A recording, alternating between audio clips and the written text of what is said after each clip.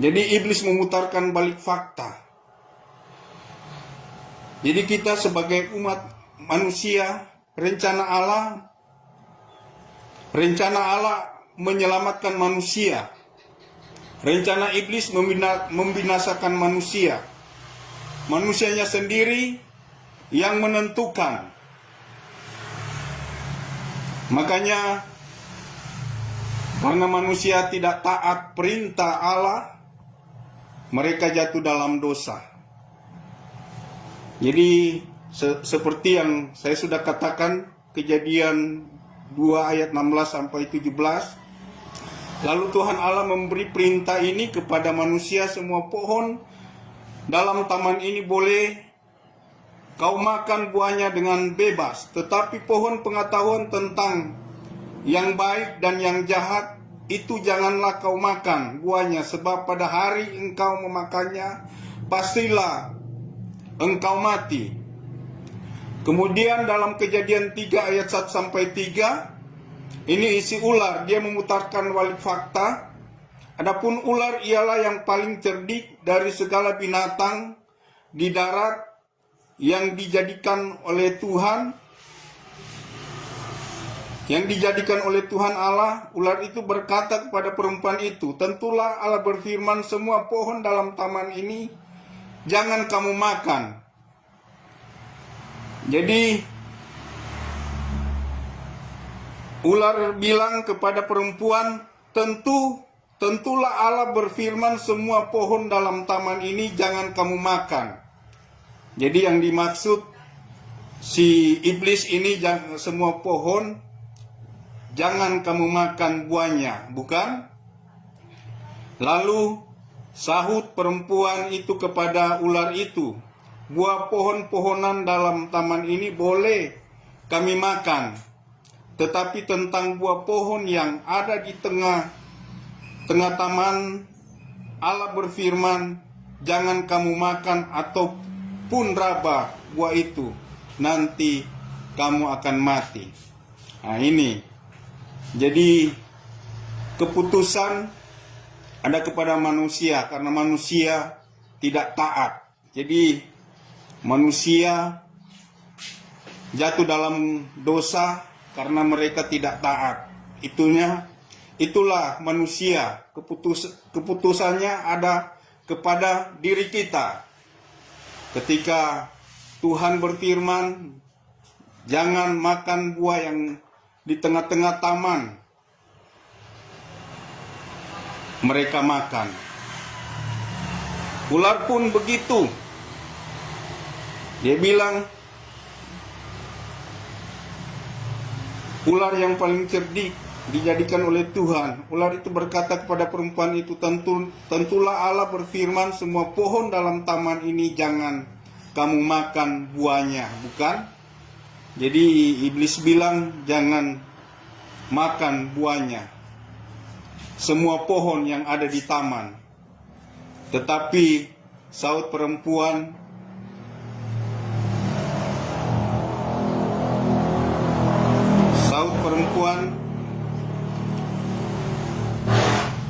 itu kepada iblis, buah pohon-pohonan dalam taman ini boleh kami makan, tetapi tentang buah pohon yang ada di tengah-tengah taman, Allah berfirman, jangan kamu makan ataupun raba buah itu, nanti kamu mati.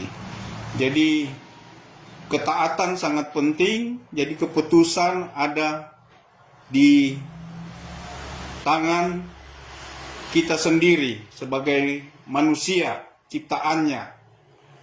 Jadi Tuhan, rencana Allah untuk bawa kita keselamatan, membawa kita dalam keselamatan.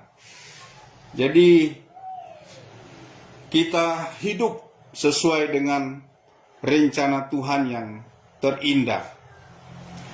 Kemudian kalau kita lihat, kita lanjut di dalam materi.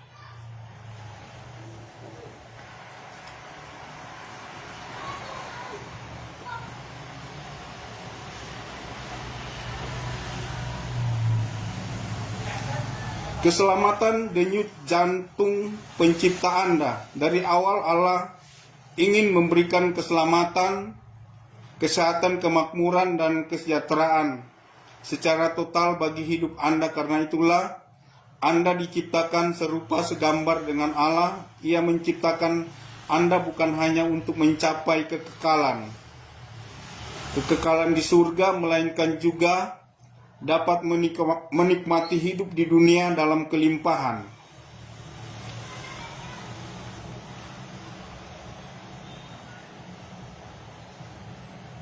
Jadi,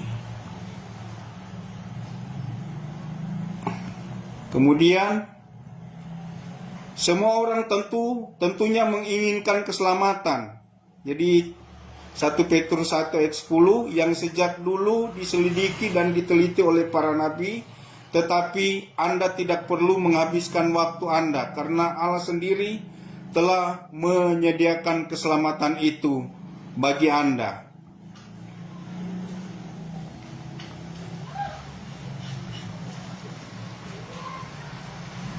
Kemudian kita lihat Matius 18 ayat 7, celakalah dunia dengan segala penyesatannya. Memang penyesatan harus ada, tetapi celakalah orang yang mengadakannya. Ini iblis. Penyesatan harus ada, tetapi celakalah orang yang mengadakannya. Yakobus 2 ayat 24 dan 26. Jadi kamu lihat bahwa manusia dibenarkan karena perbuatan-perbuatannya dan bukan hanya karena iman. Sebab seperti tubuh tanpa roh adalah mati, demikian jugalah iman tanpa perbuatan-perbuatan adalah mati. Jadi kita sebagai manusia kita pilih kedua-duanya, iman dan perbuatan. Firman Tuhan berkata, iman tanpa tindakan adalah mati, pada hakikatnya mati. Itu sebabnya di dalam kehidupan kita, manusia dibenarkan karena perbuatan dan bukan hanya karena iman, tetapi tindakan juga. Perbuatan-perbuatan kita setiap hari menjadi berkat, di mana keselamatan yang Tuhan sudah berikan kita harus kerjakan. Kita harus kerjakan.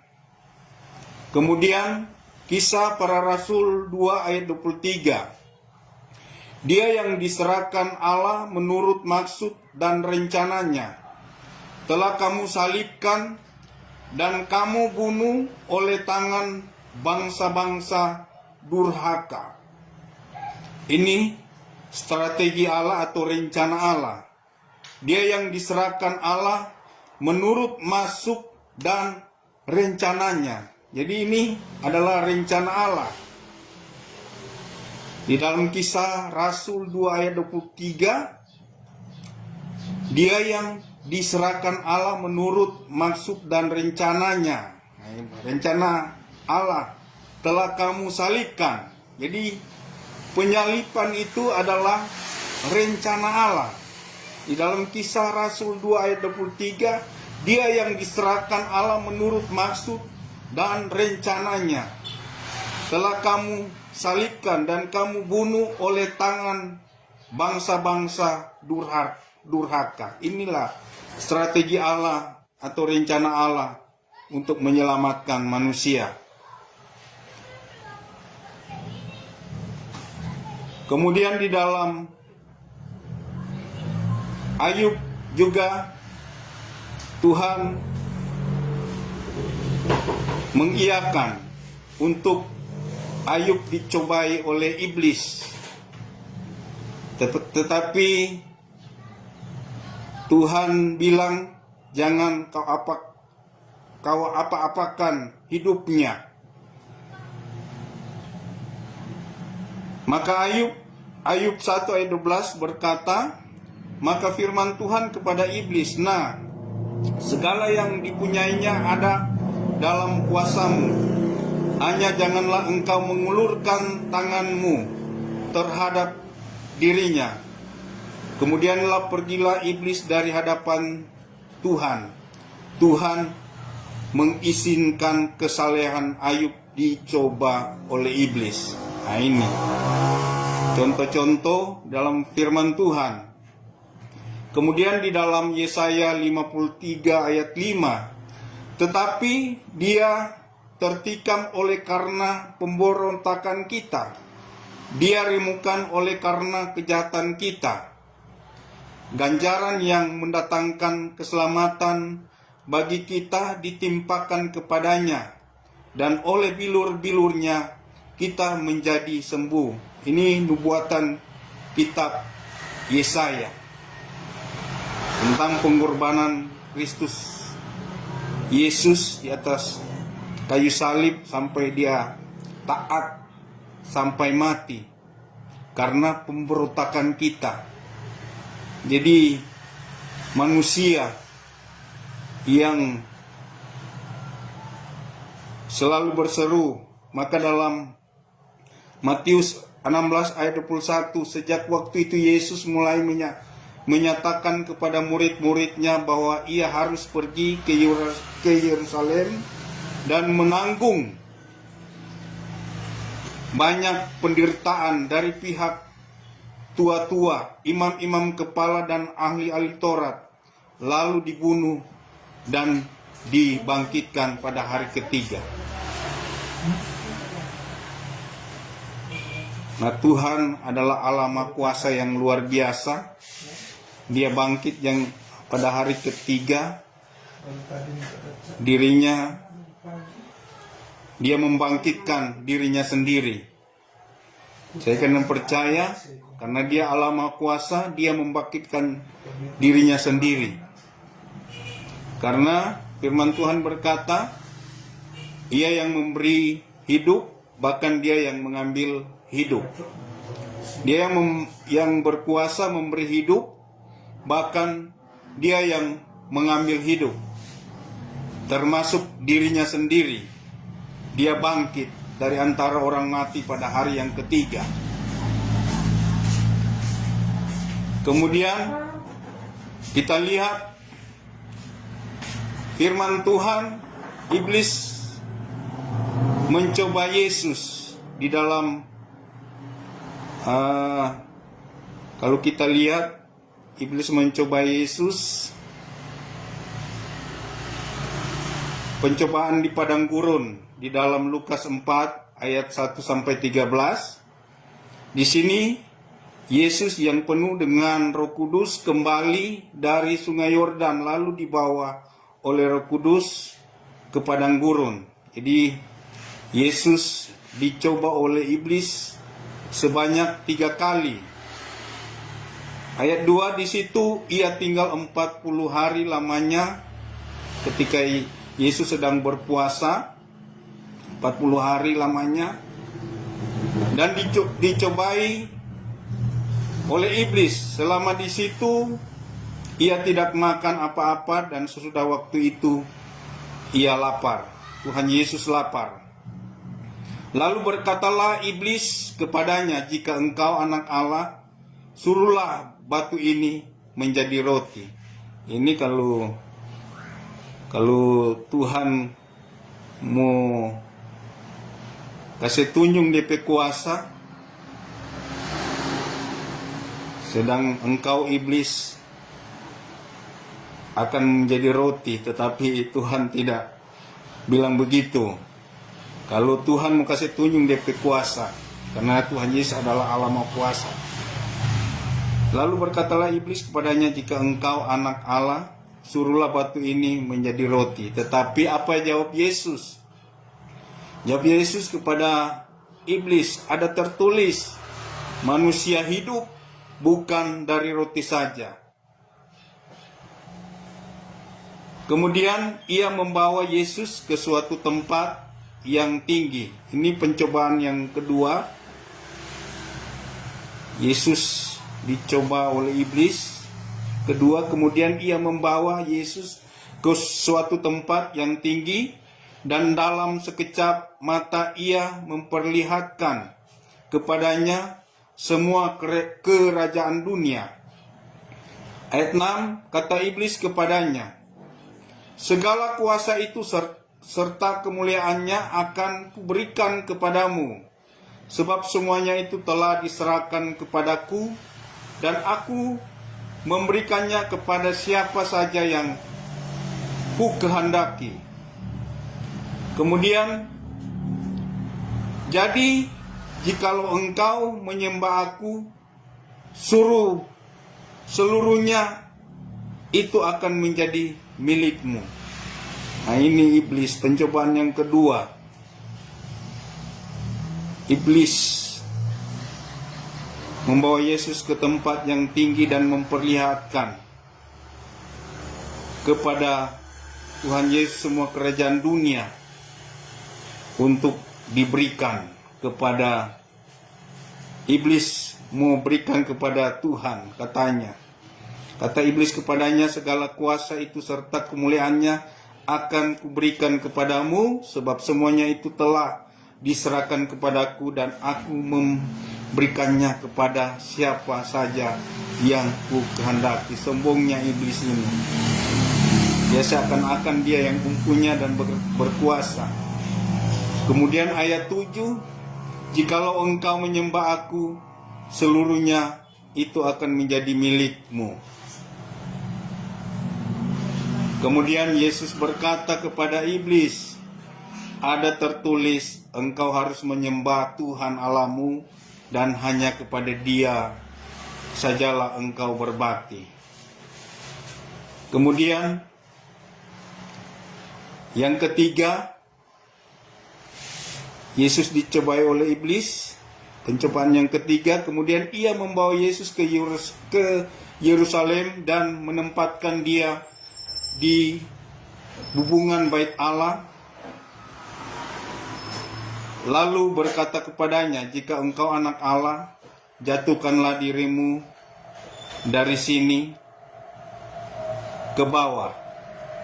Jatuhkanlah dirimu dari sini ke bawah. Jadi dari atas ke bawah. Sebab ada tertulis mengenai engkau, ia akan memerintahkan malaikat-malaikatnya untuk melindungi engkau. Dan mereka akan menatang engkau di atas tangannya, supaya kakimu jangan terantuk kepada batu. Yesus menjawab, katanya, ada firman, jangan engkau mencobai Tuhan Allahmu. Jangan, jawab Yesus, ada firman, jangan engkau mencobai Tuhan Allahmu. Kemudian sesudah iblis mengakhiri semua pencobaan itu, ia mundur daripadanya dan menunggu waktu yang baik. Dan ini yang menjadi perenungan kita, keputusan semuanya dari kita umat manusia.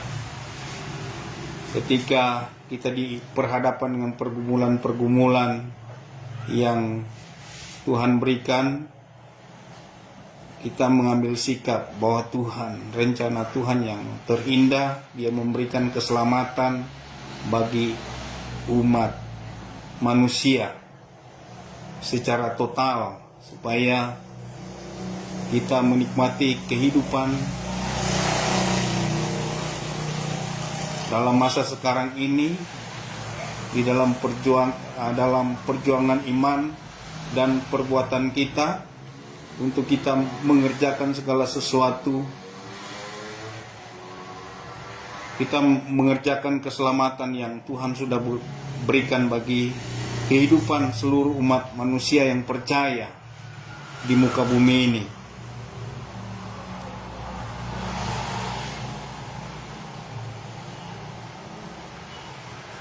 Kemudian kita lihat juga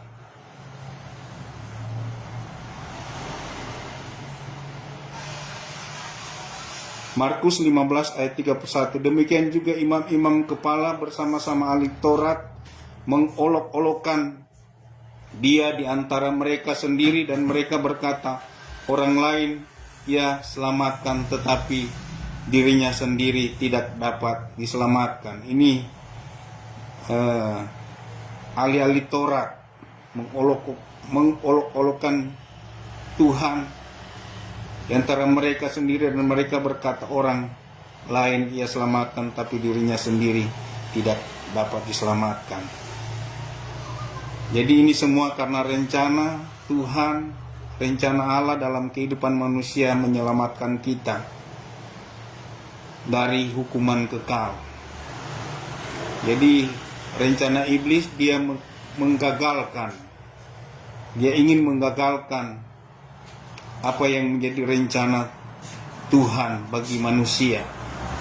Tetapi keputusan ada di tangan manusia itu. Di dalam Yohanes 7 ayat 30.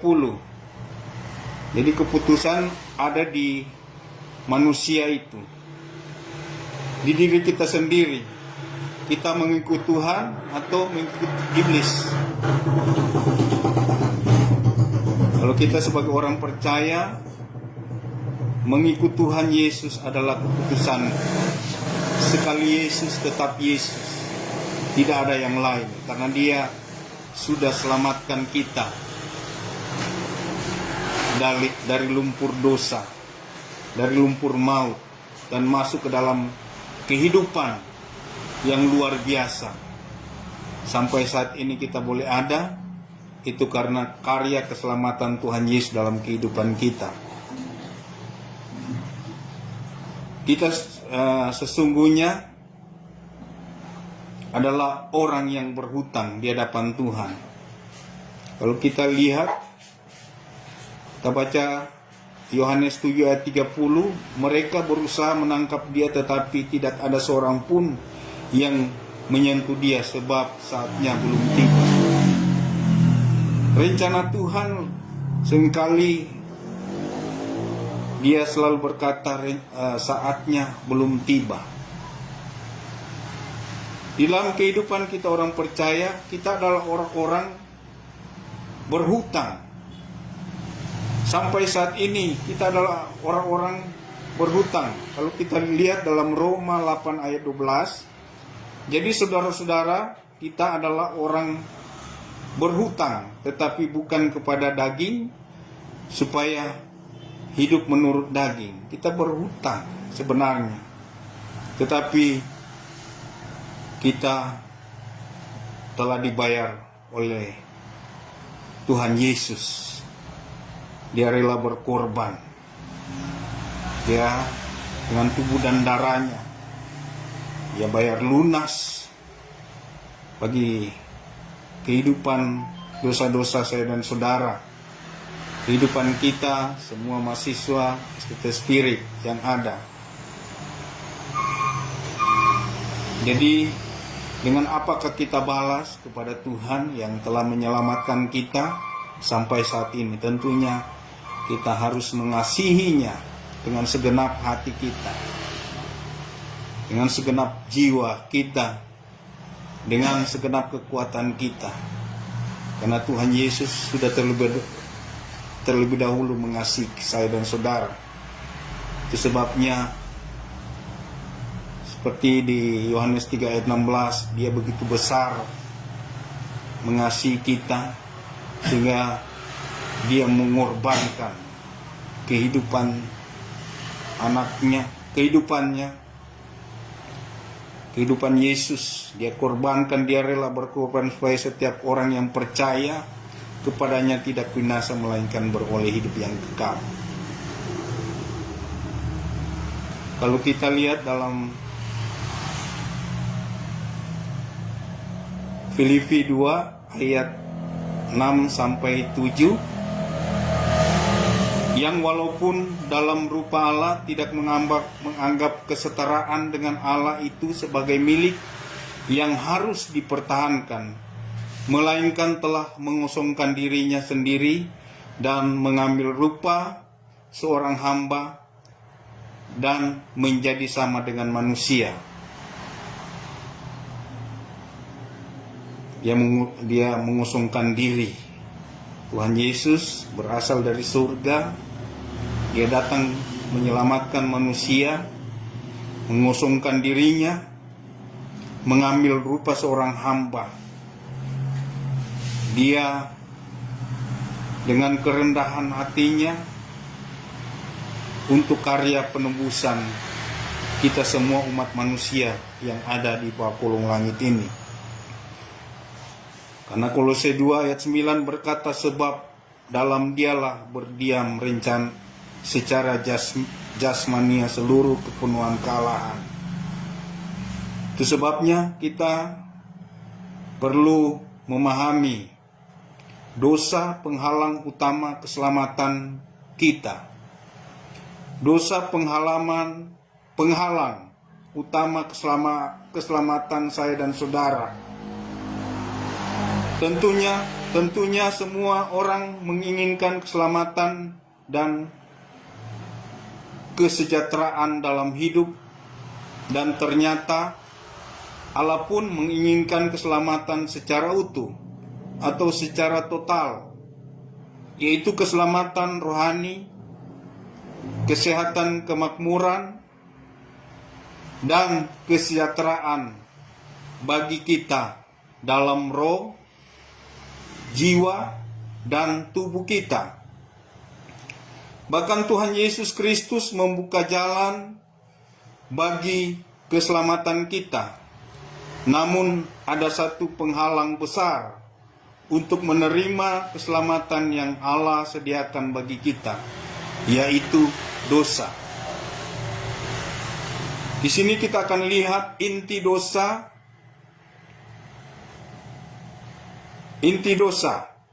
Alkitab menggunakan beberapa kata untuk menggambarkan dosa. Pada intinya dosa adalah sesuatu tindakan atau perbuatan yang salah. Sesuatu tindakan atau perbuatan yang salah. Pertama, kita lihat hal yang pertama, cata. Yunaninya cata, meleset dari sasaran atau salah. Kalau kita lihat dalam Hakim-Hakim 20 ayat 16. Kemudian yang kedua, Yunaninya afon, artinya bengkok, sengaja melakukan apa yang salah walaupun sudah tahu apa yang benar. Dia dengan sengaja melakukan apa yang salah, padahal dia sudah tahu itu benar. Kemudian yang ketiga, saga, artinya tersesat. Itu dalam Ayub 19 ayat 4, kemudian Imamat 3 ayat 13. Kalau tadi afon bengkok sengaja melakukan apa yang salah walaupun sudah tahu apa yang benar, itu dalam Ayub 33 ayat 27. Kalau saga tersesat, Ayub 19 ayat 4, Imamat 3 ayat 13. Kemudian yang keempat, parabasis, tidak sesuai dengan garis yang lurus. Contoh, melanggar suatu batasan. Ini melanggar suatu batasan, tidak sesuai dengan garis yang lurus. Yunaninya parabasis. Kita lihat dalam Roma 4 ayat 15, Galatia 3 ayat 19. Kemudian harmatia, luput dari sasaran. Kita baca dalam Matius 1 ayat 21, Roma 6 ayat 23. Kemudian paraptopma, artinya melanggar, mengambil langkah yang salah, menyimpang dari jalur yang ditentukan. Kita lihat dalam Kolose 2 ayat 13, kemudian Efesus 2 ayat 5. Kemudian B, keadaan di mana manusia terperangkap. Jadi keadaan di mana manusia terperangkap. Yunaninya rasa, artinya jahat atau fasik. Dalam Mazmur 1 ayat 6, kemudian Mazmur 37 ayat 28. Kemudian yang kedua, asam, artinya bersalah. Di dalam Kejadian 26 ayat 10. Imamat 5 ayat 15 sampai 16.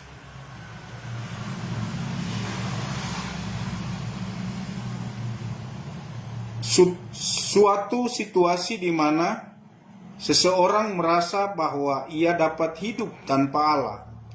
Contoh dalam kesombongan, mereka menyatakan berdiri sendiri dan tidak bergantung pada Allah atau independen.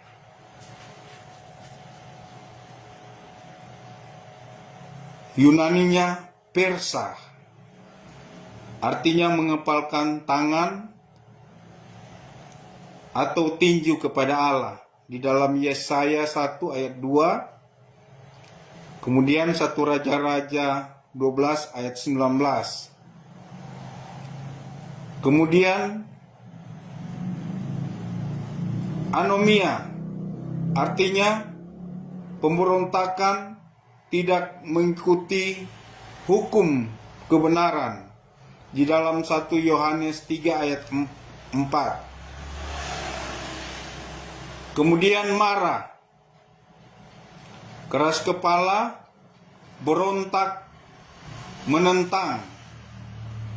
Dalam Mazmur 78 ayat 8. Kemudian marat, pemberontak, artinya memberontak, itu marat. Tadi marah, H di belakang, ini marat, D di belakang. Memberontak, artinya memberontak, di dalam Bilangan 14 ayat 9. Kemudian ra'a, perbuatan yang buruk atau jahat. Kejadian 19 ayat 7.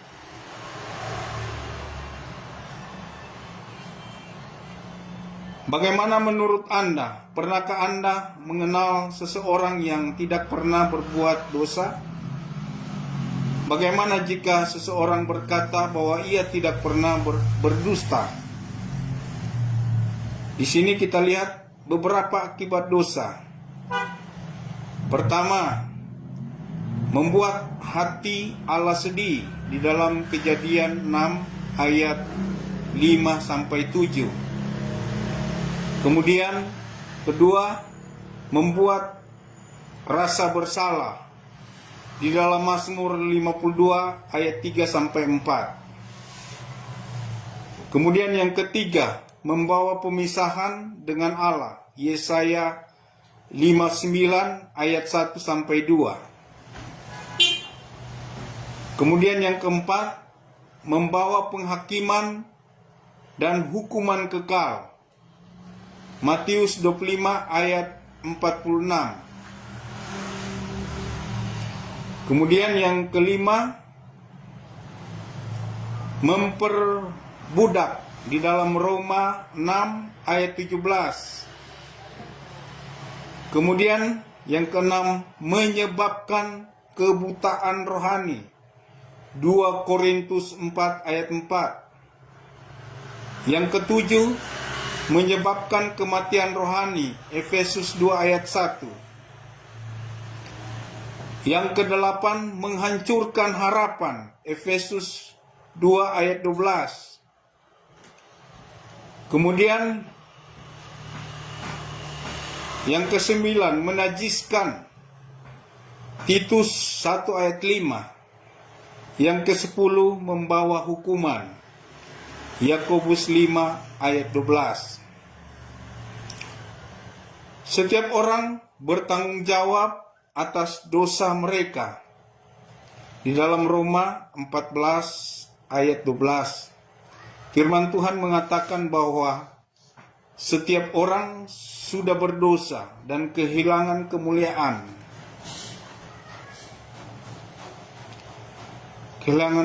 Allah. Di dalam Roma 3 ayat 23. Dan tidak seorang pun dapat mengatakan bahwa dirinya tidak berdosa.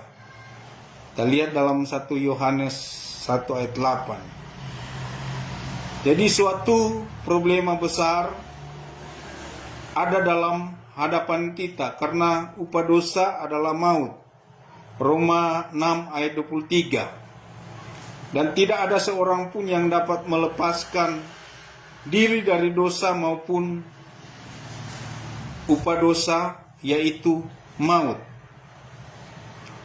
Demikian setiap orang di antara kita akan memberi pertanggungjawab tentang dirinya sendiri kepada Allah. Jadi kita sendiri yang mempertanggungjawabkan kehidupan kita. Roma 14 ayat 12. Karena semua orang telah berdosa dan telah kehilangan kemuliaan Allah, di dalam Roma 3 ayat 23. Jika kita berkata kita tidak berdosa, maka kita menipu diri kita sendiri dan kebenaran tidak ada di dalam kita. Dalam 1 Yohanes 1 ayat 8. Sebab upah dosa ialah maut. Tetapi karunia Allah ialah hidup yang kekal dalam Kristus Yesus Tuhan kita. Dalam Roma 6 ayat 23. Karunia Allah yang hidup bagi kita semua orang yang percaya, yang sudah mendapatkan keselamatan dari Yesus. Karunia Allah ialah hidup yang kekal. Dia berikan kekal dalam Kristus Yesus Tuhan kita. Dia berikan bagi kehidupan semua manusia yang percaya dan melakukan setiap kehendak Tuhan dalam hidupnya.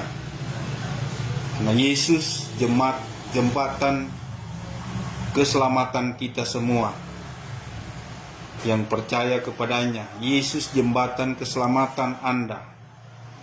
Karena Allah begitu mengasihi kita, Ia membuka jalan bagi keselamatan kita dengan memberikan anaknya yang tunggal,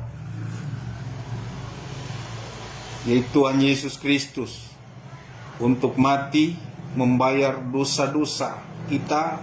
Darahnya dicurahkan bagi keselamatan kita.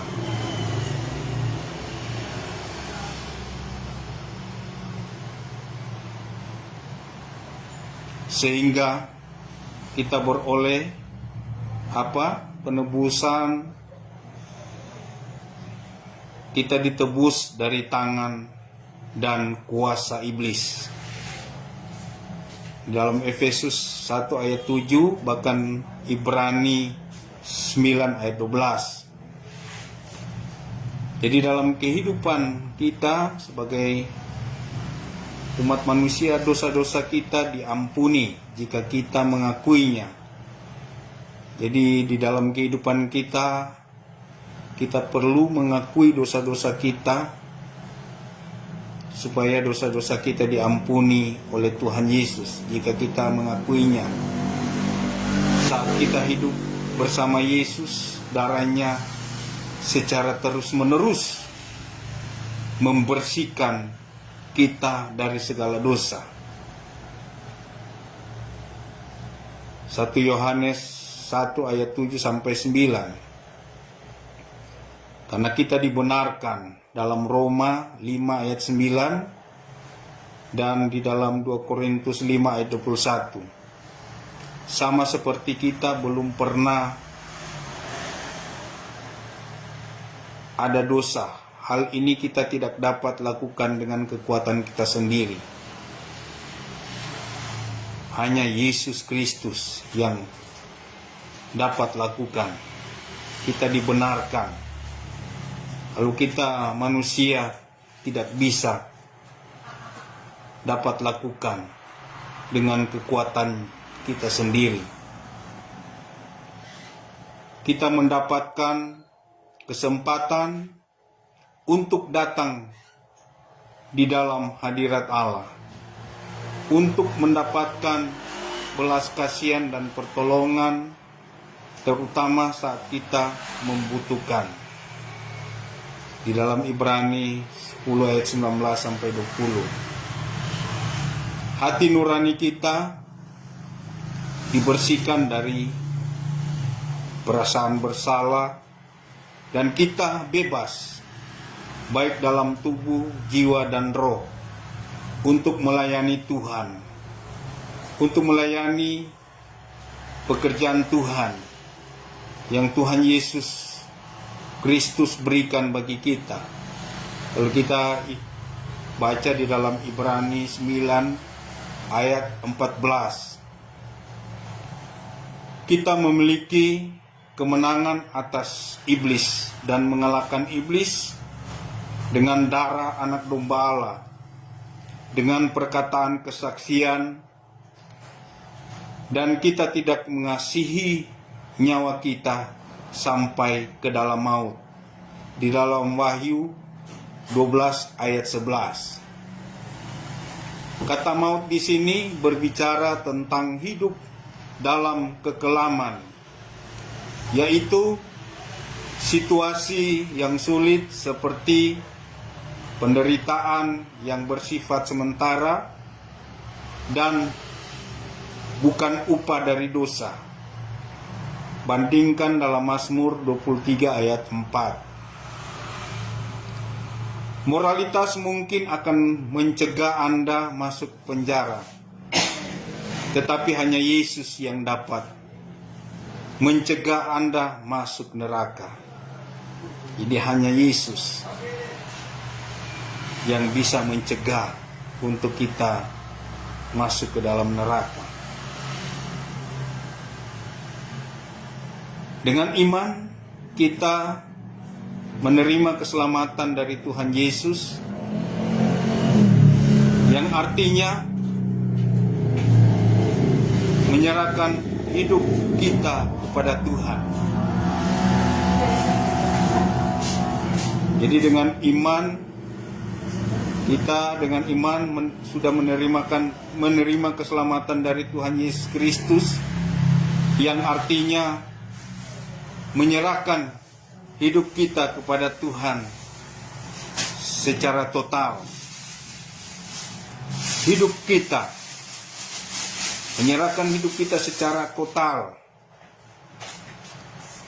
Mazmur 37 ayat 5. Kemudian kita percaya pada Tuhan Yesus Kristus.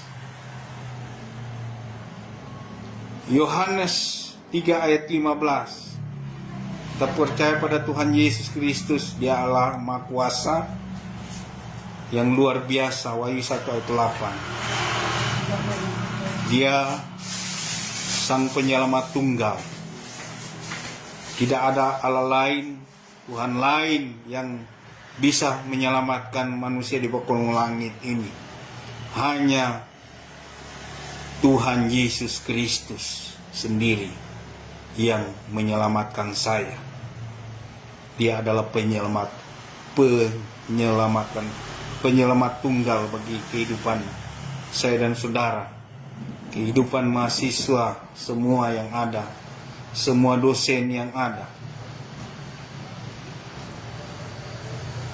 Di sini kita perlu ketaatan kepada Tuhan Yesus Kristus yang kita sembah. Taat dengan segenap hati, Lalu kita baca dalam Roma 6 ayat 17. Kita taat dengan segenap hati, kemudian kita percaya, kita taat dan percaya dengan hati, mengaku dengan mulut, percaya dengan hati, mengaku dengan mulut, di dalam Roma 10 ayat 9 sampai 10.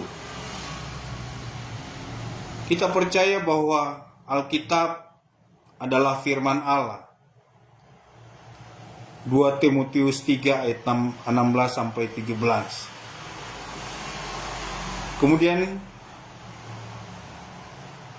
kita percaya bahwa Alkitab adalah firman Allah. 2 Timotius 3 ayat 16 sampai 17. Dan kita menaruh kepercayaan kepada Allah di dalam Ibrani 2 ayat 13. Mengundang Yesus untuk masuk ke dalam hidup kita semua orang percaya. Dalam Wahyu 3 ayat 20. Pertobatan respon utama bagi keselamatan kita. Pertobatan respon utama bagi keselamatan Anda. Semua orang telah berdosa dan kehilangan kemuliaan Allah di dalam Roma 3 ayat 23. Termasuk kita.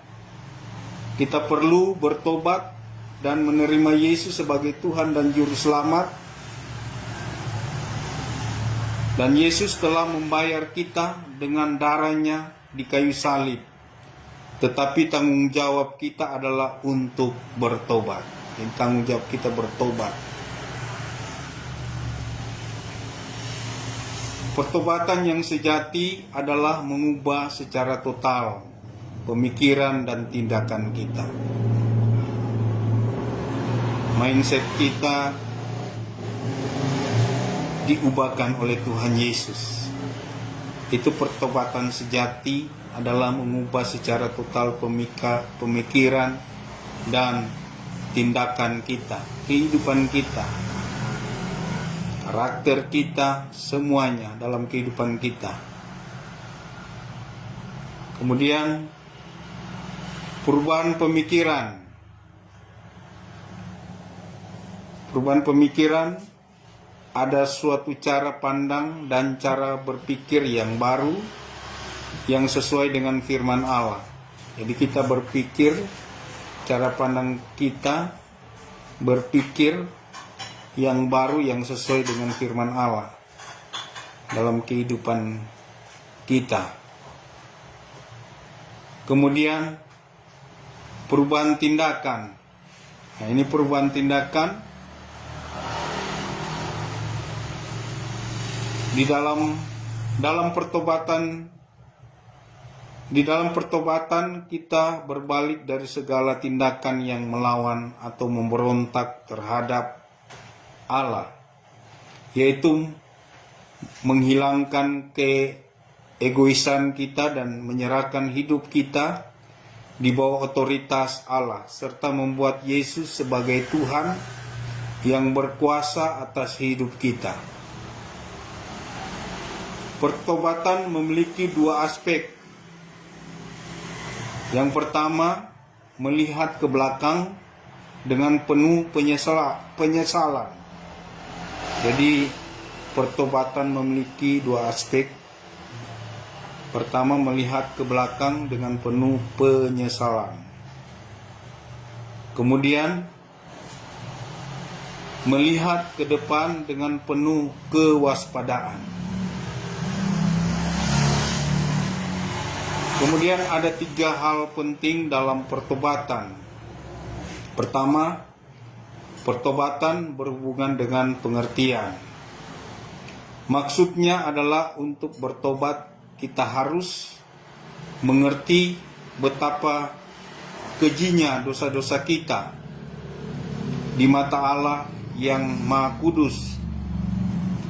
Allah ingin kita melihat dosa kita dan membandingkannya dengan kekudusannya.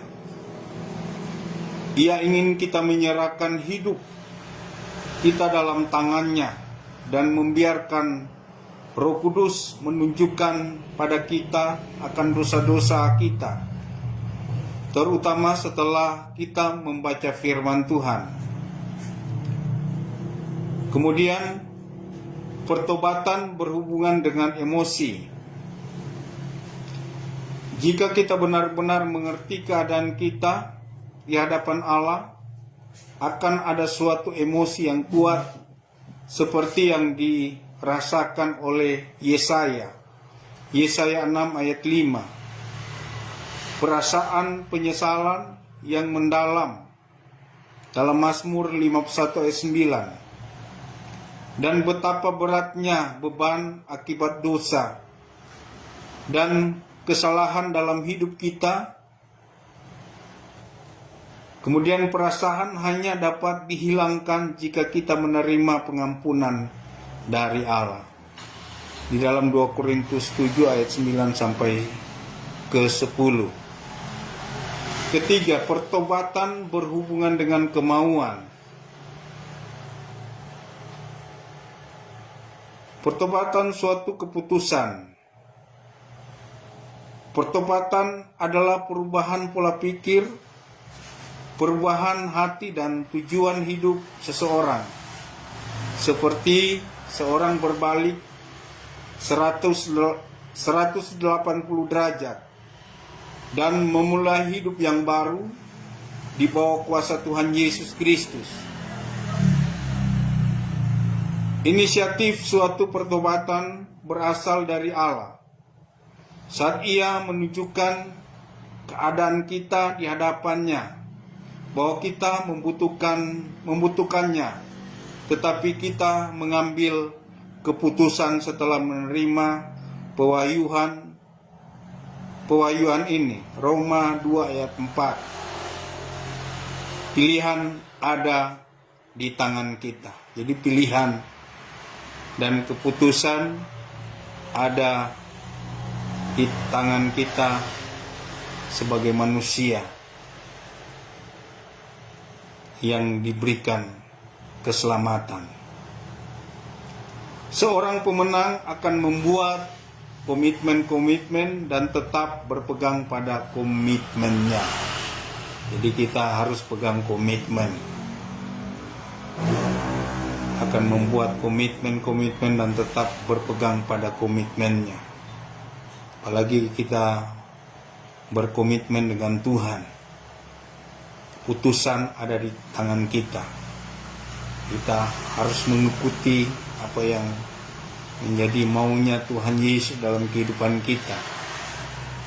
Sejalan dengan pertobatan kita harus dilahirkan kembali.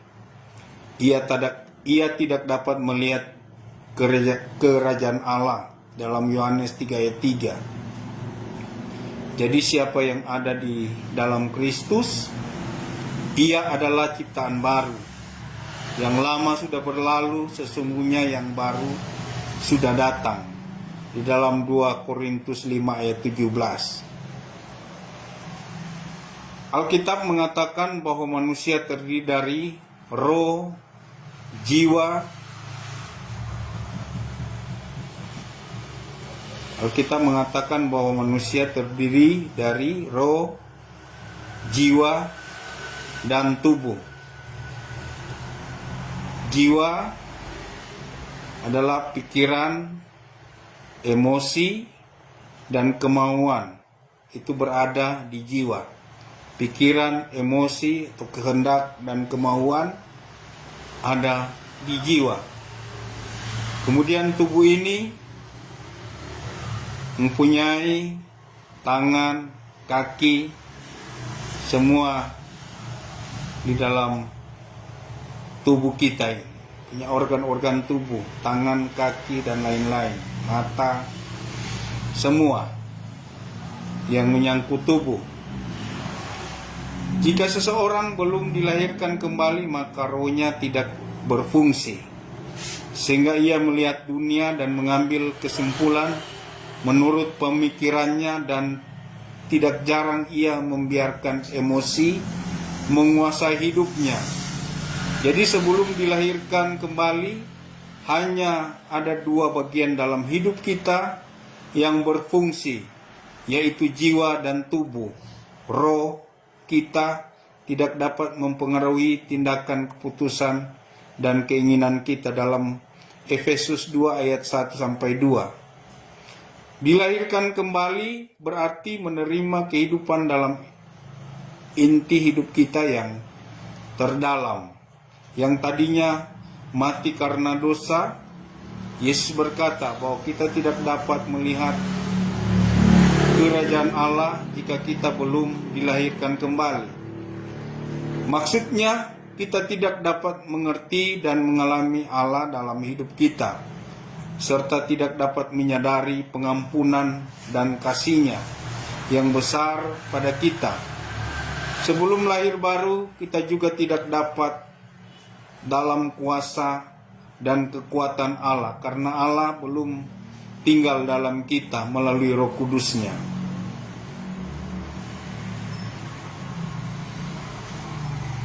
Kekristenan sejati adalah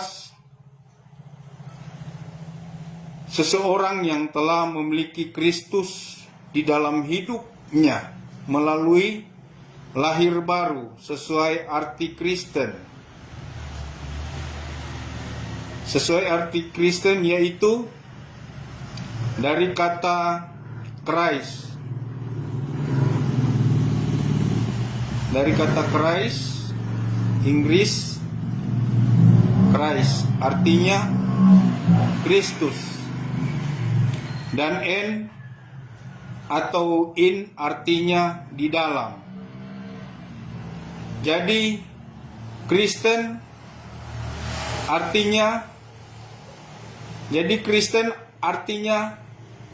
pengikut Kristus. Jadi pengikut Kristus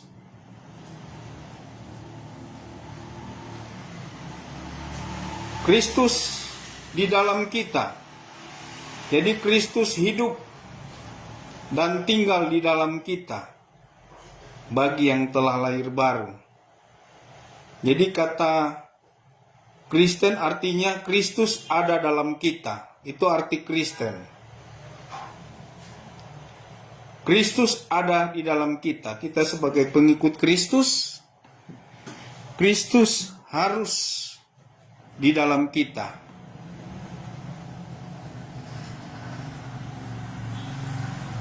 Setelah kita dilahirkan kembali, maka roh kita akan berfungsi. Karena Kristus telah hidup dalam kita, jadi bukan jiwa dan tubuh yang dibaharui, tetapi roh kita lah yang dibaharui, sehingga Kristus yang ada dalam kita akan menguasai jiwa dan tubuh kita untuk hidup menurut roh. Galatia 5 ayat 16-25. Kemudian roh Roma 8 ayat 9, Roma 8 ayat 9 sampai 14, Yohanes 3 ayat 3 sampai 8. Jadi itu dalam pemahaman orang Kristen atau kekristenan sejati. Kristen artinya Kristus tinggal di dalam kita. Kristus di dalam kita. Sebaliknya, kita harus tetap tinggal di dalam Kristus. Kalau kita baca di dalam Kolose 2 ayat 6-7 jelas, tetap tinggal dalam Kristus. Kita berakar, kita beriman pada Kristus, dan kita bersyukur atas apa yang Tuhan sudah berikan, bahwa Kristus hidup di dalam kita dan kita hidup di dalam Kristus.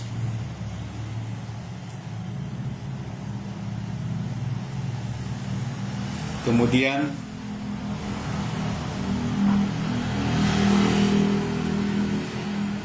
kesimpulan, Allah ingin kita selamat, namun dosa-dosa kita menjadi penghalang terhadap keselamatan. Karena kasih-Nya, Allah telah menyediakan keselamatan bagi kita melalui pengorbanan anaknya Yesus Kristus. Kita dapat menerima keselamatan tersebut melalui pertobatan serta menerima Yesus sebagai Tuhan dan Juru Selamat kita. Mengaku dengan mulut dan percaya dalam hati bahwa Allah telah membangkitkan Dia dari antara orang mati. Dengan demikian kita dilahirkan kembali dan dapat melihat realita Allah dan hidup dalam kuasa-Nya.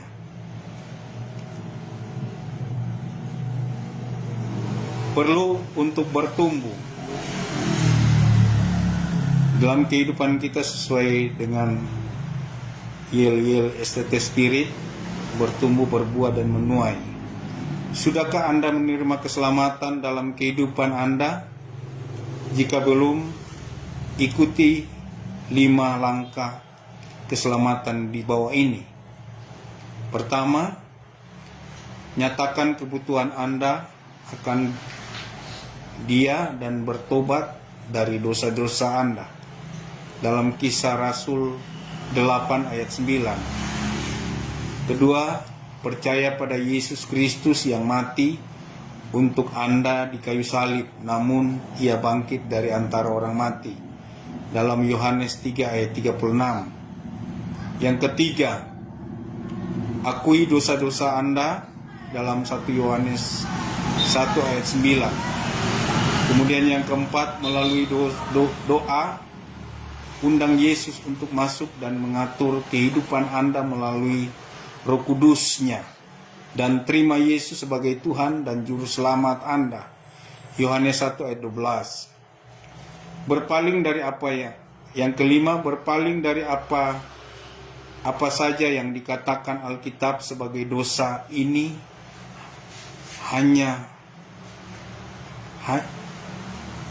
berpaling dari apa saja yang dikatakan Alkitab sebagai dosa. Ini hanya mungkin sesudah Kristus masuk dan hidup dalam Anda. Kisah Rasul 3 ayat 19. Sebab jika kamu mengaku dengan mulutmu bahwa Yesus adalah Tuhan dan percaya dalam hatimu bahwa Allah telah membangkitkan Dia dari antara orang mati, maka kamu akan diselamatkan. Karena dengan hati orang percaya dan dibenarkan, dan dengan mulut orang mengaku dan diselamatkan. Roma 10 ayat 9 sampai 10. Kemudian kita lihat pelajaran 2, rencana Allah untuk kesembuhan Anda. Di suatu siang yang menyengat, seorang wanita dengan tekad yang bulat memutuskan untuk mencari kesembuhan dari sakit pendarahan yang dideritanya selama 12 tahun. Sudah cukup menyiksa. Puluhan dokter telah dikunjunginya dan telah banyak yang telah dikeluarkan biaya-biaya, namun penyakitnya tak kunjung sembuh. Hingga akhirnya ia mendengar tentang seorang yang bernama Yesus telah menyembuhkan banyak orang. Hari itu wanita tersebut memutuskan untuk menyelinap atau menerobos di antara orang banyak untuk menjamah saja jubah Yesus asal. Perempuan itu berkata, asal ku jamah saja jubahnya, aku akan sembuh. Dan benar, seketika itu juga penyakitnya sembuh. Kalau kita lihat dalam Matius 9 ayat 20 sampai 22. Lain lagi dengan seorang jenderal bintang 5 dari negeri seberang, yaitu Naaman. Kehidupannya hampir sempurna. Karirnya baik, ia seorang yang terpandang dan sangat disayangi oleh atasannya. Istrinya cantik dan keluarganya rukun. Sayang sekali suatu kekurangan yang menjadi bebannya saat itu, yaitu penyakit kusta yang dideritanya. Hampir ia putus asa sampai suatu saat seorang pelayannya berkata bahwa ada nabi terkenal di Samaria dan dapat menyembuhkan penyakitnya. Jadi ada seorang nabi terkenal di Samaria dan dapat menyembuhkan penyakit. Atas dorongan istrinya, pergilah Naaman menjumpai nabi tersebut. Perjalanan cukup jauh dan melelahkan. Setidaknya berharap agar nabi itu menggerak-gerakkan tangannya atau memberikan ramuan yang akan menyembuhkan penyakitnya seketika. Tetapi ternyata diharuskan untuk pergi ke sungai Yordan dan membenamkan diri 7 kali. Dengan geram Naaman memutuskan untuk pulang. Namun atas bujukan para pegawainya, diturutilah nasihat Nabi tersebut. Setelah 7 kali berendam, maka kesembuhan total terjadi dan kulit Naaman bersih kembali seperti kulit seorang bayi. Di dalam 2 Raja 5 ayat 14. 2 cerita di atas hanya sebagian dari begitu banyak cerita mengenai kesembuhan dalam Alkitab. Bermacam-macam orang dengan berbagai cara mereka disembuhkan. Tidak ada yang sama, namun hasilnya satu, yaitu kesembuhan total.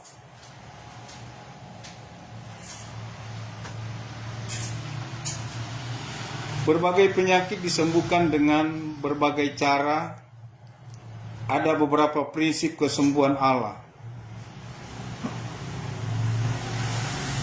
Pertama, secara langsung atau supranatural. Jadi penyakit disembuhkan dengan berbagai cara, dengan prinsip kesembuhan ilahi. Pertama, secara langsung atau supranatural dan melalui proses tertentu.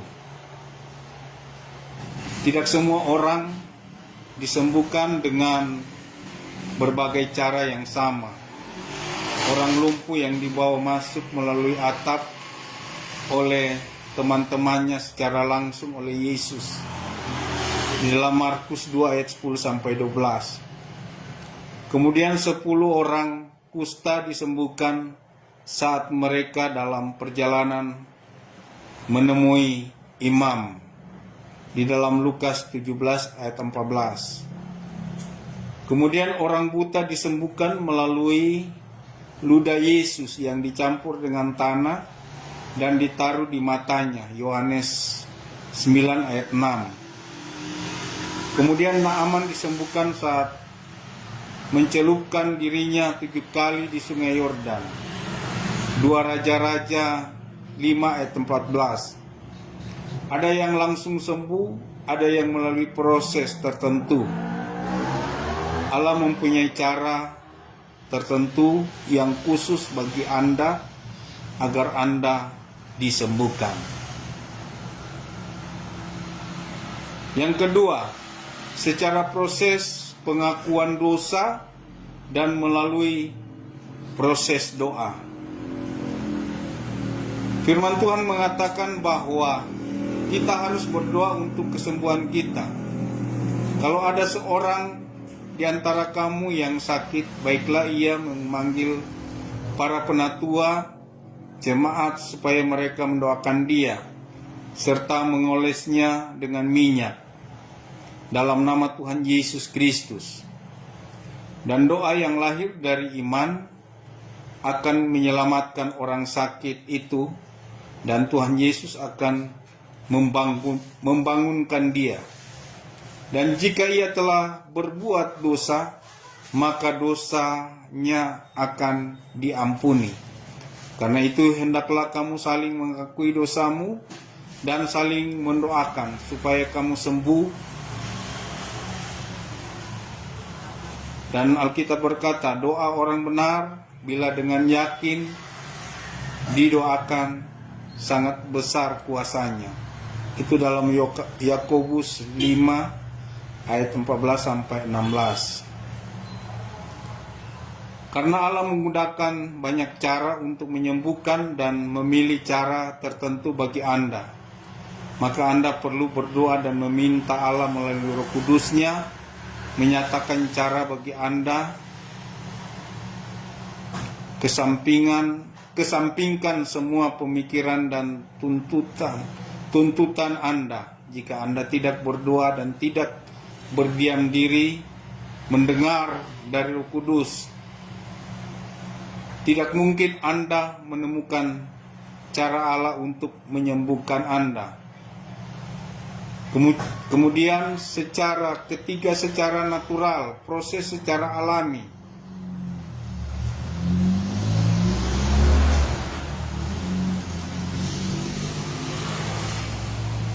Ya, tadi secara supranatural, kemudian secara natural, proses secara alami. Allah menyembuhkan dengan berbagai cara, baik secara supranatural seperti mujizat yang langsung terjadi. Jadi mujizat yang langsung terjadi itu secara supranatural. Kemudian melalui proses doa maupun melalui proses alami secara natural seperti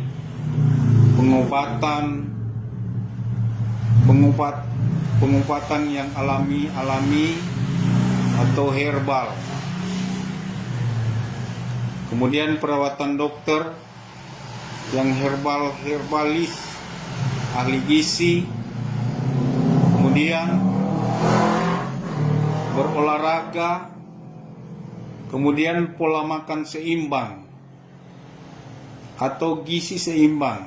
Kadang kesembuhan yang dari Tuhan Yesus langsung terjadi, namun ada yang melalui proses yang membutuhkan kesabaran dan ketekunan dalam doa saat menanti kesembuhan.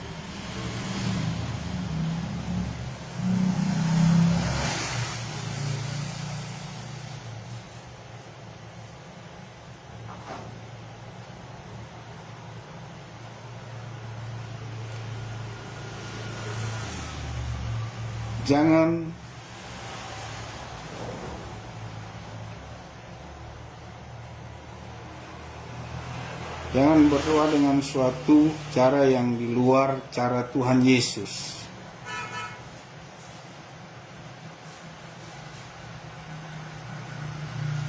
Dan biarkan Allah bekerja dengan caranya yang sempurna. Jadi kita biarkan Tuhan Yesus, biarkan Tuhan Yesus bekerja dengan caranya yang sempurna.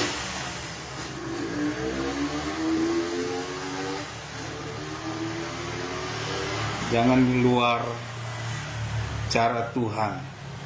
Dalam kehidupan kita jangan di luar cara Tuhan. Dan biarkan Allah bekerja dengan caranya yang sempurna. Pada dasarnya ada pola umum bagi kesembuhan Anda.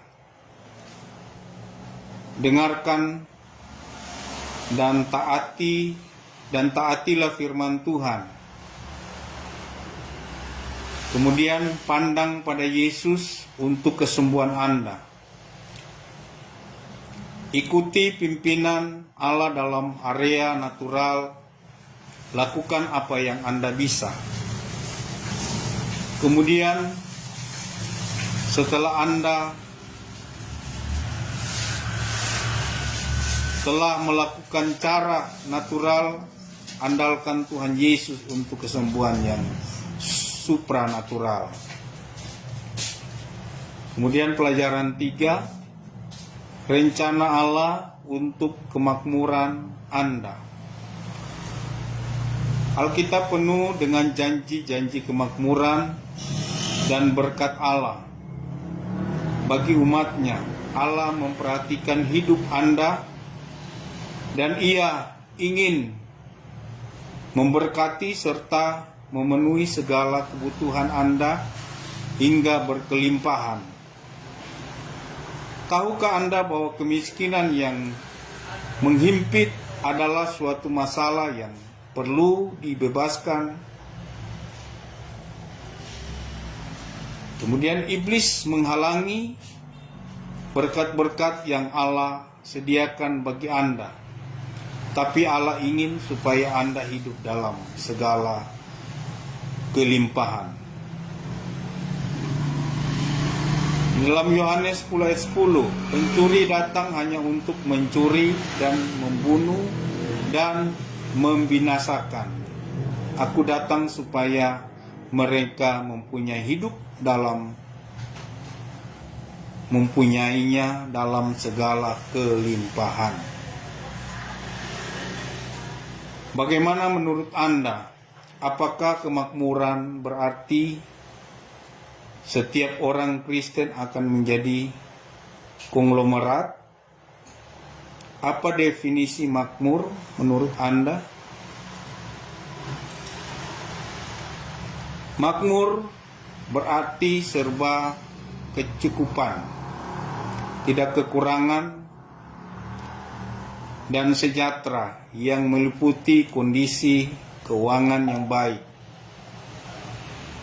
dan kesejahteraan hidup yang utuh, termasuk kesehatan dan kebahagiaan.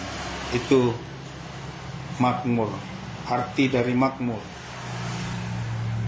serba kecukupan, tidak kekurangan, dan sejahtera yang meliputi kondisi keuangan yang baik atau finansial yang baik dan kesejahteraan hidup yang utuh, termasuk kesehatan dan kebahagiaan. Secara rohani Kristen, kemakmuran tidak diukur dari kekayaan materi, tetapi dari kualitas hubungan seseorang dengan Tuhan dan pertumbuhan karakternya sesuai dengan nilai-nilai Kristiani. Berikut adalah aspek-aspek utama dari kemakmuran rohani Kristen. Jaminan keselamatan. Inti dari kemakmuran rohani adalah memiliki hidup kekal dan tinggal dalam kerajaan Allah melalui iman kepada Yesus Kristus. Ini memberikan kedamaian dan keamanan abadi yang melampaui kondisi duniawi. Hidup yang dipimpin oleh Roh Kudus. Orang yang makmur secara rohani hidup seturut dan dipimpin oleh Roh Kudus yang merupakan proses berkelanjutan seumur hidup. Pertumbuhan dalam karakter Kristus. Kemakmuran rohani tercermin dalam pertumbuhan progresif dalam kehidupan yang mencerminkan kasih, sukacita, damai sejahtera, kesabaran, kemurahan, kebaikan, kesetiaan, kelemah lembutan, dan penguasaan diri di dalam buah Roh Kudus. Hubungan pribadi yang erat dengan Tuhan. Ini melibatkan disiplin rohani seperti pembacaan dan perenungan firman Tuhan, doa dan persekutuan yang mendalam dengannya. Kepuasan rohani Kemakmuran sejati membawa kepuasan dan kesejahteraan jiwa terlepas dari keadaan eksternal atau materi. Fokus pada nilai-nilai abadi berbeda dengan teologi kemakmuran duniawi yang menekankan harta benda dan kesehatan fisik sebagai tanda berkat utama. Kemakmuran rohani berfokus pada harta surgawi dan tujuan abadi. Singkatnya, makmur secara rohani berarti mengalami kehidupan yang berkelimpahan di dalam Kristus Yesus yang menghasilkan kedamaian batin, karakter yang saleh, dan hubungan yang intim dengan Allah. Bukan semata-mata kelimpahan harta benda.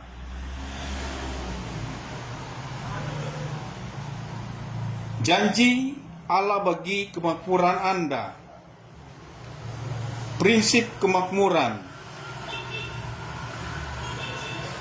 Segala sesuatu berasal dari Allah, termasuk yang kita miliki adalah kepunyaan Allah. Manusia diberikan kuasa sebagai pengelola. Mazmur Daud, Tuhanlah yang empunya bumi serta segala isinya, dan dunia serta yang diam di dalamnya. Dalam Mazmur 24 ayat 1. Jika aku lapar, tidak usah kukatakan kepadamu, sebab kepunyaanku lah dunia dan segala isinya.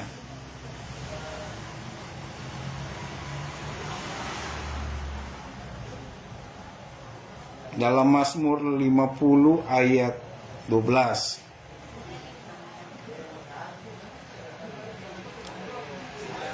Kemudian kekayaan dan kehormatan ada padaku, juga harta yang tetap dan keadilan. Dalam Amsal 8 ayat 18. Tetapi haruslah engkau ingat kepada Tuhan Allahmu, sebab dialah yang memberikan kepadamu kekuatan untuk memperoleh kekayaan dengan maksud meneguhkan perjanjian yang diikrarkannya dengan sumpah kepada nenek moyangmu. Seperti sekarang, Ulangan 8 ayat 18. Berkat adalah tanggung jawab. Kemakmuran adalah tujuan Allah bagi setiap orang percaya agar kita dapat memberkati orang lain. Jadi kekayaan atau berkat Tuhan adalah suatu tanggung jawab dan komitmen untuk menjadi berkat bagi orang lain, dan bukan sekedar bersenang-senang dan memenuhi keinginan dan diri sendiri. Yakobus 4 ayat 2-3. Firman Tuhan kepada Abraham, pergilah dari negerimu dan dari sanak saudaramu dan dari rumah bapamu ini ke negeri yang akan kutunjukkan kepadamu. Aku membuat engkau menjadi bangsa yang besar dan memberkati engkau serta membuat namamu masyhur, dan engkau akan menjadi berkat. Aku akan memberkati orang-orang yang memberkati engkau dan mengutuk orang-orang yang mengutuk engkau, dan olehmu semua kaum di muka bumi akan mendapatkan berkat. Di dalam Kejadian 12 ayat 1-3. Artinya, setiap orang yang hidup diberkati. Dalam bahasa asli disebut apodote, yang berarti memberikan kembali kepada Tuhan.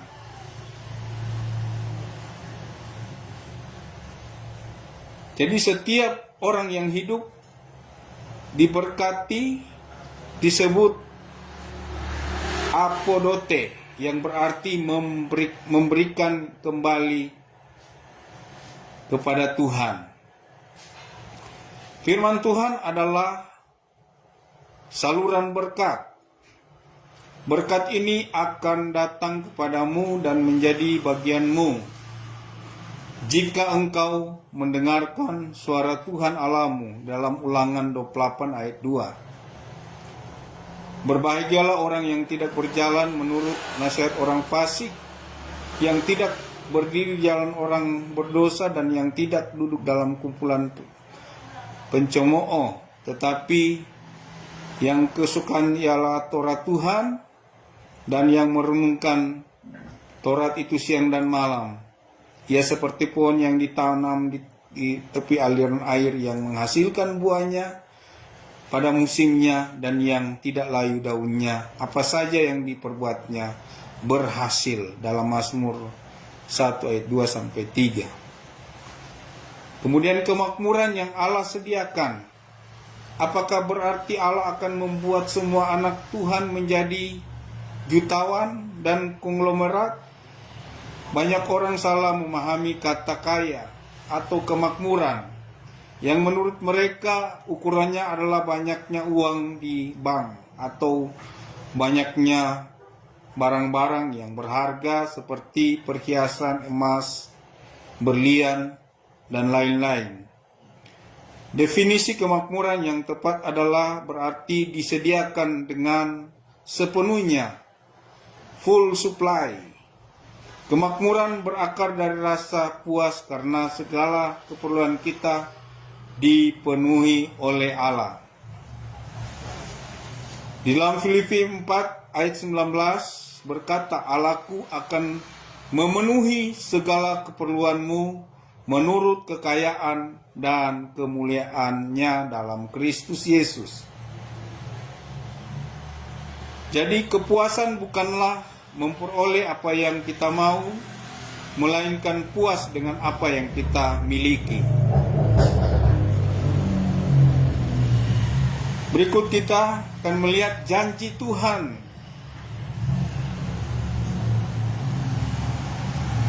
kepada umatnya. Pertama, kekayaan di dalam Ulangan 28 ayat 3-5 dan Ulangan 8 ayat 18.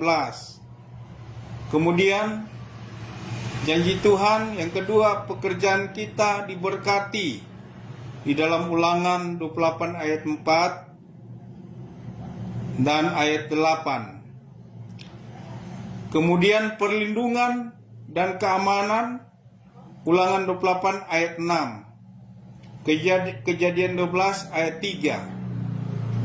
Yeremia 30 ayat 17, dalam Mazmur 27 ayat 4. Kemudian kemenangan atas musuh, Ulangan 28 ayat 7. Kemudian yang kelima, hormat dari orang lain, Ulangan 28 ayat 10. Kemudian diberkati dengan keturunan, Ulangan 28 ayat 11.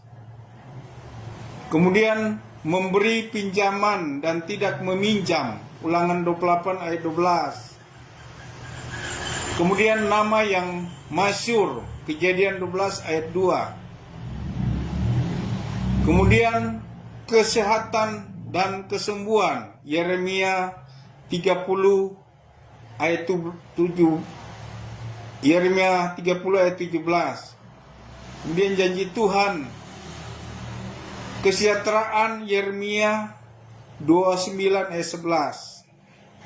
Kemudian sukacita, Mazmur 16 ayat 11 dan Mazmur 19 dan Mazmur 97 ayat 11. Kemudian kebahagiaan, Mazmur 25 ayat 13. Kemudian kekuatan, Mazmur 28 ayat 8, Mazmur 46 ayat 2. Rahasia kepuasan ialah mengerti bahwa hidup adalah suatu pemberian, bukan hak. Amsal 11 ayat 24. Ada yang menyebar harta tetapi bertambah kaya. Ada yang menghemat secara luar biasa namun selalu berkekurangan. Di sini kita akan lihat 3 tipe pemberi. Kita semua tentu pernah memberi persembahan untuk pekerjaan Tuhan. Hanya saja yang motivasi kita memberi itu berbeda-beda. Ada yang memberi karena ada pamrih terselubung. Ada juga yang memberi karena terpaksa. Tapi ada juga yang memberi karena ketulusan hati dan ekspresi kasih. Di sini kita akan lihat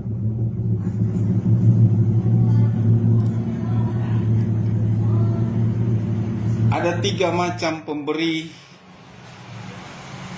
yaitu si batu api, si spon, dan sarang lebah. Jadi 3 pemberi, si batu api, si spon, dan sarang lebah. Pertama, untuk mendapatkan si batu api, Anda harus menghantam dia walaupun sudah dihantam. Biasanya Anda hanya mendapatkan sedikit serpian dan percikan bunga api. Artinya pelit untuk memberi, kalaupun mau memberi itu selalu dengan pertunjukan besar-besaran,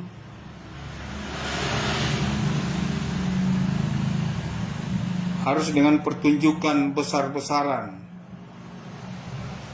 Pemberi macam ini akan selalu menuntut kalau namanya harus diumumkan. Berharap semua orang tahu. Ini jenis pemberi si batu api. Dia harus menuntut kalau namanya harus diumumkan dan berharap semua orang tahu. Kemudian kita lihat jenis pemberi si spon. Untuk mendapatkan sesuatu dari si spon, Anda harus memerasnya lebih dulu. Kalau perlu dengan aksi mengancam segala, barulah si spon mau memberi karena terpaksa, memberi bukan dari hati. Ini jenis pemberi si spon. Untuk mendapatkan sesuatu dari si spon, Anda harus memerasnya lebih dulu, kalau perlu dengan aksi mengancam segala, barulah si spon mau memberi karena terpaksa. Artinya memberi karena terpaksa atau memberi bukan dari hati. Kemudian jenis pemberi tipe sarang lebah atau sarang madu. Sarang lebah senang memberi tanpa tekanan dan tanpa harus menunggu lebih dulu. Seseorang merengek-rengek kepadanya, dia membiarkan madu yang dihasilkan terus mengalir agar orang yang sedang membutuhkannya bisa mendapatkannya. Uniknya, sarang lebah tidak akan pernah kehabisan. Ia akan selalu memberi dan selalu memberi, dan selalu ada saja madu yang diberikannya, seolah-olah tidak ada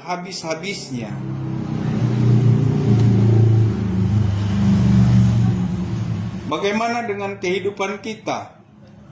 Apakah kita memberi macam bunga api atau si batu api yang selalu gembar-gembor ke sana kemari untuk mengumumkan kedermawannya? Kemudian, apakah kita pemberi macam sispon yang menunggu, ditekan-tekan dan dipaksa dulu?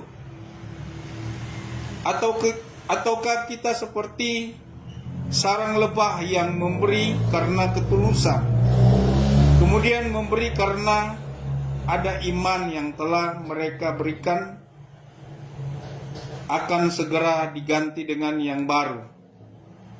Berharap bahwa kita semua adalah orang Kristen yang suka memberi karena ketulusan dan ekspresi kasih. Hal yang paling unik soal memberi adalah kita tidak akan pernah kekurangan di saat kita memberi. Tak pernah orang jatuh miskin karena ia memberi. Mengapa? Karena Tuhan selalu menggantinya dengan berkat yang selalu baru. Kemudian kemakmuran bagaimana mendapatkannya dan hidup di dalamnya. Prinsip persembahan atau mengembalikan milik Tuhan, atau Yunaninya apodote. Prinsip persembahan atau mengembalikan dan persepuluhan. Kalau kita lihat dalam Maleakhi 3 ayat 10, sebagaimana asal bahasanya dari kata bahasa asli apodote, yaitu memberikan kembali kepada Tuhan. Dan itulah suatu kewajiban dan tanggung jawab di mana kita menyatakan bahwa Allah yang memiliki kehidupan kita dan seluruh bumi adalah milik Tuhan. Kita diberi kepercayaan untuk mengelola berkat-berkat Tuhan yang telah diberikan Tuhan Yesus kepada kita dengan cara mengembalikan kembali kepada Tuhan.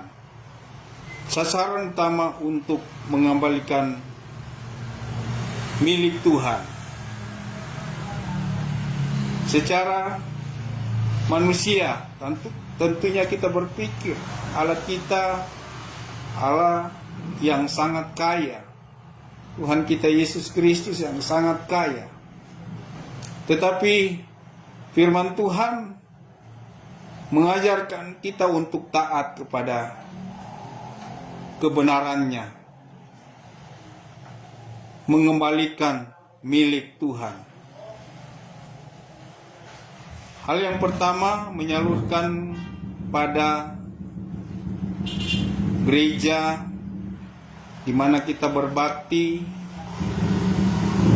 Di dalam Maleakhi 3 ayat 10, menyalurkan kepada orang-orang yang membutuhkan, yang dianggap hina, seperti orang yang lapar, orang yang dalam kesusahan, orang yang sakit, orang yang dalam penjara. Dalam Matius 25 ayat 37 sampai 40, kemudian menyalurkan secara sukarela untuk pelayanan misi, pelayanan khusus lainnya, menopang proyek misi Allah atau pekerjaan Tuhan. Nah, Tuhan sudah memberkati kita sebagai orang percaya. Kita diberkati untuk memberkati dalam prinsip apodote, mengembalikan milik Tuhan. Prinsip tabur tuai. Prinsip ini mengatakan bahwa apa yang kita tabur dalam kehidupan ini akan kita tuai. Galatia 6 ayat 7b. Sesungguhnya apa yang kita miliki dalam kehidupan ini adalah hasil dari kesehatan dan kekuatan yang Allah berikan bagi kita. Dalam Ulangan 8 ayat 17 sampai 18. Memberi merupakan ekspresi kasih kita kepada Allah. Di dalam 1 Korintus 13 ayat 4. Sekaligus saat memberi, kita dapat melihat berkat-berkat itu tak habis-habisnya mengalir dalam hidup kita. 2 Korintus 9 ayat 6 sampai 13. Kemudian prinsip sikap hati yang benar. Firman Tuhan yang mengatakan di mana harta kita berada, di situ hati kita berada. Matius 6 ayat 21. Karena itu memberikan sebagian dari harta kita bukanlah masalah jumlah, melainkan bagaimana sikap hati kita. Artinya, jangan menaruh kepercayaan kita pada kekayaan. Kepercayaan dan prioritas hati kita haruslah tetap kepada Allah. Filipi 4 ayat 12 sampai 13. Kemudian firman Tuhan dalam Matius 6 ayat 33 berkata, tetapi carilah dahulu kerajaan Allah dan kebenarannya, maka semuanya itu akan ditambahkan kepadamu. Beginilah firman Tuhan, janganlah orang bijaksana bermegah karena kebijaksanaannya. Janganlah orang kuat bermegah karena kekuatannya. Jangan orang kaya bermegah kepada kekayaannya. Tetapi siapa yang mau bermegah, baiklah bermegah karena yang berikut, bahwa ia memahami dan mengenal aku, mengenal Tuhan, bahwa akulah Tuhan yang menunjukkan kasih setia, keadilan dan kebenaran di bumi. Sungguh semua itu kusukai. Demikian firman Tuhan di dalam Yeremia 9 ayat 23 sampai 24. Gunakan harta benda tapi jangan cintai harta benda. Markus 10 ayat 17 sampai 27. Milikilah uang di tangan Anda, tetapi jangan di hati Anda. Sikap hati yang benar saat kita memberi kepada Allah. Pertama, rela hati memberi. Sikap hati yang benar kita memberi kepada Allah, kita dengan rela hati memberi. Dalam 1 Tawarik 29 ayat 3, ayat 5 dan ayat 9. Kemudian berkorban, Lukas 21 ayat 1 sampai 4. Kemudian sukacita, 2 Korintus, jadi memberi kepada Allah dengan sukacita. 2 Korintus 9 ayat 7.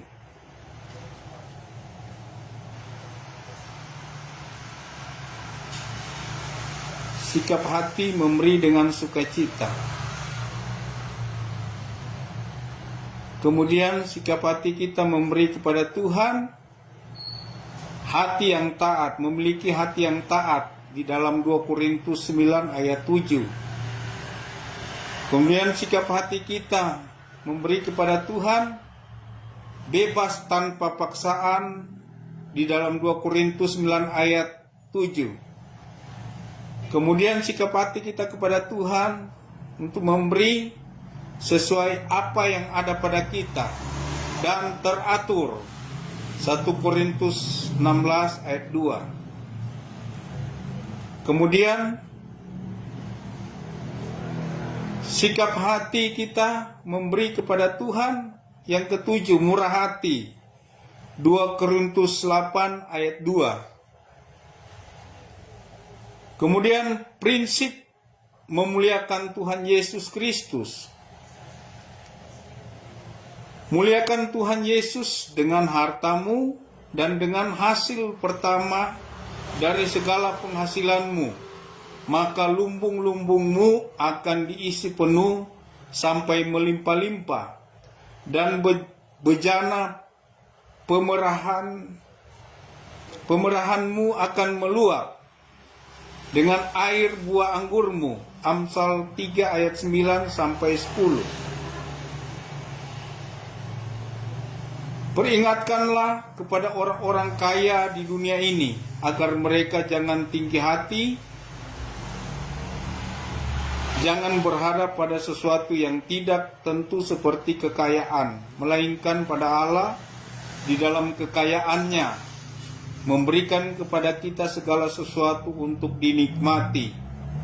2 Timotius 6 ayat 17. Uang adalah hamba yang sangat baik, tetapi Tuhan yang sangat jahat. Allah memiliki seluruh bumi. Mazmur 24 ayat 1. Dan segala yang kita miliki berasal dari Dia. Matius 24 ayat 14. Kemudian Allah mempercayai kita dan memberi tanggung jawab sebagai pengelolanya. Pengelola adalah seorang yang dipercaya dengan harta benda orang lain, suatu kehormatan, tapi juga tanggung jawab yang besar.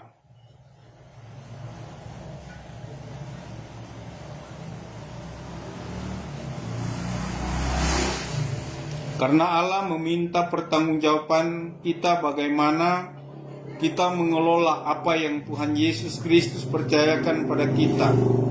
Roma 14 ayat 12. Di dalam 1 Korintus 4 ayat 2, pengelola yang baik adalah pelayan yang setia, yang memiliki dedikasi yang tinggi bagi tuannya. Di dalam Lukas 16 ayat 12, dan mengatur milik tuannya dengan baik. Jadi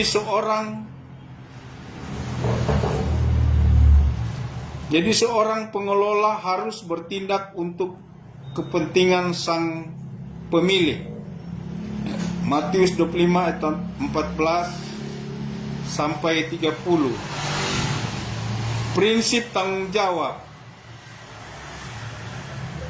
Tetapi Sakeus berdiri dan berkata kepada Tuhan. Kita lihat di dalam kehidupan Sakeus, prinsip tanggung jawab.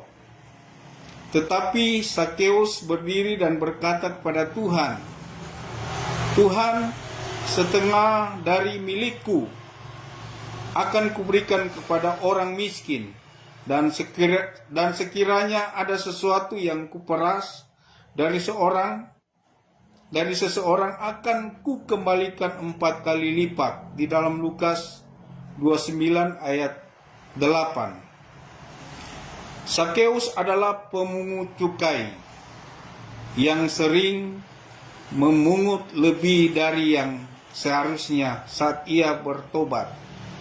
Ia mengekspresikan kesungguhannya untuk bertanggung jawab, menebus kesalahannya, bayar harga, bahkan ia mengembalikan lebih 4 kali dari apa yang diambilnya.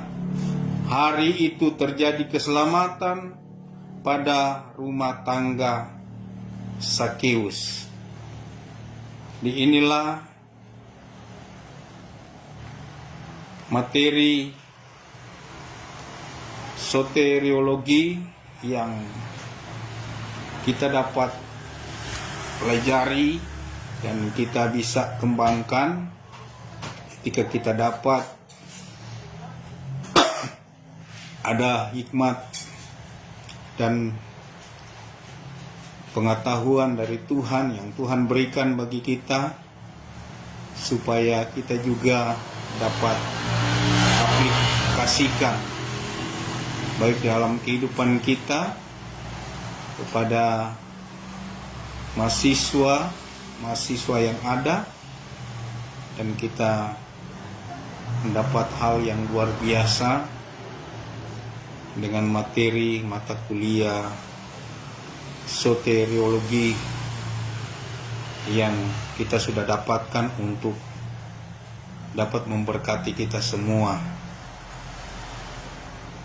Saya akan percaya inilah mata kuliah hari ini. Bila kita tetap belajar terus, kita tetap semangat mengandalkan Tuhan Yesus yang sudah memberikan kita keselamatan yang luar biasa. Dari awal Tuhan sudah merencanakan kita, yaitu keselamatan. Dia sudah berikan keselamatan dalam kehidupan kita untuk kita peroleh, untuk mengerjakan keselamatan yang Tuhan sudah berikan dalam kehidupan kita. Untuk itu hal-hal yang sangat spesial bagi kehidupan kita. Dia memberikan keselamatan yang luar biasa untuk kita kerjakan dan menjaga kehidupan kita terkontrol, dan Tuhan Yesus mengawasi juga dalam kehidupan kita supaya kita benar-benar tetap fokus kepada Tuhan Yesus yang memberikan keselamatan. Iblis sering bersusah payah untuk mencela kita, untuk mencobai kita dalam waktu-waktu kesempatan yang ketika kita dalam kelemahan. Iblis mau coba dalam kehidupan kita. Untuk itu keputusan ada dalam kehidupan kita. Keselamatan Tuhan sudah berikan bagi kita untuk kita kerjakan. Mengikut Tuhan Yesus adalah keputusan kita. Jadi kalau kita mengikuti iblis, kita berada dalam jurang maut dan kita tidak akan mendapatkan kehidupan kekal itu. Tetapi kita bersama Tuhan Yesus, sekali Yesus tetap Yesus Kristus, Tuhan kita, Allah kita yang kita sembah, Bapa kita yang mulia, Allah yang dahsyat, yang luar biasa, yang telah memberikan keselamatan yang luar biasa untuk kita kerjakan. Puji Tuhan, biarlah materi ini kita boleh dapatkan menjadi berkat bagi kita semua. Tuhan Yesus memberkati kita semua, dan kita akan akhiri dengan doa. Mari kita berdoa. Kami bersyukur kepadamu Tuhan Yesus, mata kuliah soteriologi hari ini kami sudah berikan, bahkan kami sudah belajar. Saya dan percaya kami semua mahasiswa STT Spirit memahami dengan benar, mendapat hikmat dari Tuhan, sehingga materi ini juga mereka dapat tumbuh kembangkan. Karena Tuhan Yesus selalu memberikan tuntunan kuasa Roh Kudus-Nya, memberikan hikmat kepada anak-anaknya yang mengandalkan Tuhan Yesus di atas segala-galanya. Terima kasih Tuhan buat pembelajaran kami hari ini, dan kami selesaikan hanya dalam nama di dalam satu nama yang berkuasa di bumi dan di surga, yaitu di dalam nama Tuhan Yesus Kristus. Kami bersyukur kami selesaikan pembelajaran hari ini. Di dalam nama Tuhan Yesus kami sudah berdoa dan mengucap syukur. Haleluya. Amin. Puji Tuhan. Tuhan Yesus memberkati.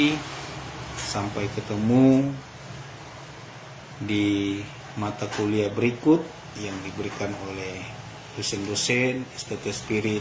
Kita tetap percaya mempersiapkan kehidupan kita sampai kita menyelesaikan tugas-tugas kita semua, baik dalam penelitian Alkitab di dalam Kejadian sampai Wahyu, kemudian dalam tugas-tugas nanti kita bertanggungjawabkan dan akan diberikan nilai oleh setiap dosen-dosen.